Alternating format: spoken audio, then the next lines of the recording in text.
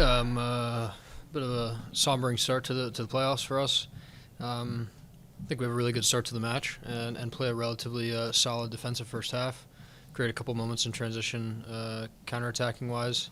And I think we let ourselves down. We pride ourselves a lot on set pieces, and we concede in that way. And um, that I think that was one of the bigger letdowns tonight. I think going into halftime 0-0 is an accomplishment, especially in this building. It's a talented team that's really successful here. The second half opened up. We lost our way a little bit, and after two, we start going for it. And obviously, this is an aggregate format, so it's time to move on. And I know everybody in that locker room is excited about what the fans are going to bring on Friday. Brady Norse, Denver Post. Hey Keegan, thanks for the time. Curious if you saw anything in particular from tonight that you didn't necessarily get from the last two games against Galaxy that kind of led to the result, and probably, especially in the second half. No, I don't think so. They have special players. They've got talented guys. We didn't do a good enough job of limiting them, and especially Puig. Our task is to try to force him off the ball, not give him time on the ball. He's a guy that goes and finds the ball and goes into different spots that are unorthodox, that are difficult to track, difficult to put pressure on. He's a good player, and they have a lot of those. We didn't do a good enough job of that tonight, and they punished us for it. At the same time, I think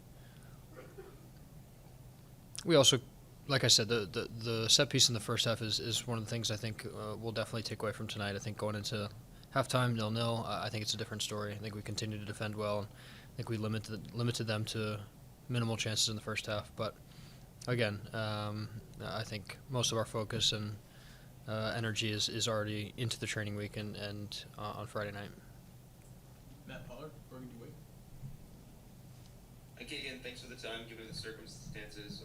How can the coaching staff use a member of the leadership, help the team compartmentalize things and just focus on getting one win on Friday, given what the Galaxy have done this year? Thank you.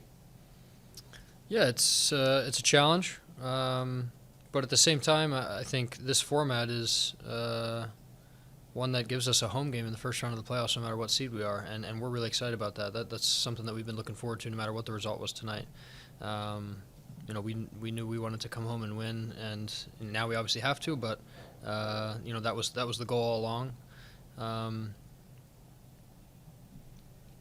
I think we've done a good job of that all year, rebounding. I know it's probably falling on deaf ears with the run of form currently, but we've been a really good team in our stadium and with our fans. Even if the results don't go our way, I think we put a lot of pressure on teams. We make it uncomfortable. It's difficult to play at altitude, and we're looking forward to that. Obviously, the team is the same, still talented, still good players, but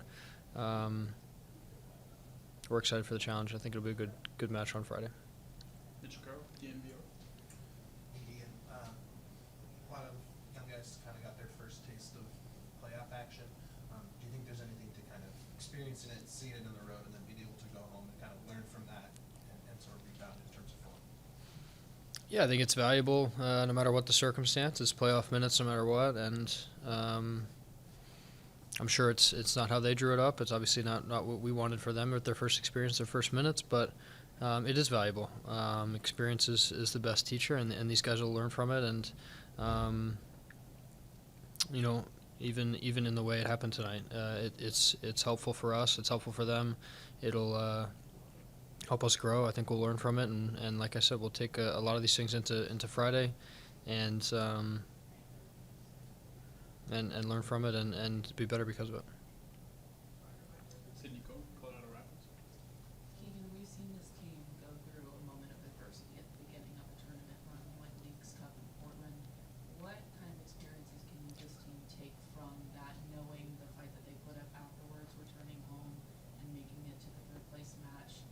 What can they pull from knowing that this team was able to turn things around completely from the first match and take that into Friday? Yeah, I think it's a great point. It's I believe the first Leagues Cup game at home, we go all the way until really late to equalize and go to penalties. I mean, that's about as back up against the wall as you can get in terms of trying to advance in a tournament in a playoff format, and that shows what we're about. That shows the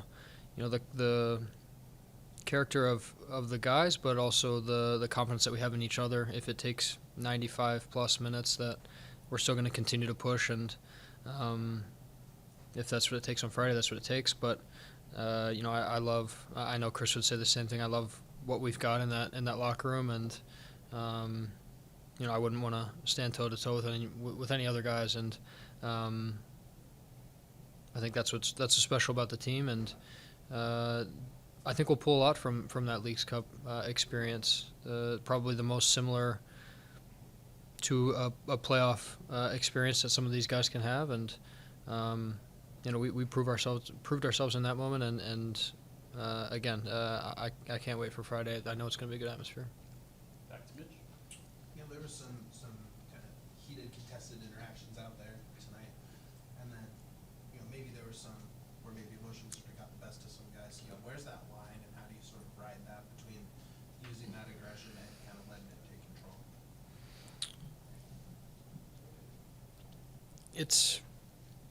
It is a fine line. It's what drives guys. It's that competitive fire and trying to funnel that into a competitive edge versus a kind of an outburst and things that can cause problems and be disruptive. But again, I think throughout the year, in terms of not letting it influence the match in a poor way, in terms of cautions and red cards and game influence, game-changing moments, I think we've done a really good job of that, and that's, guys handling their emotions and channeling it the right way.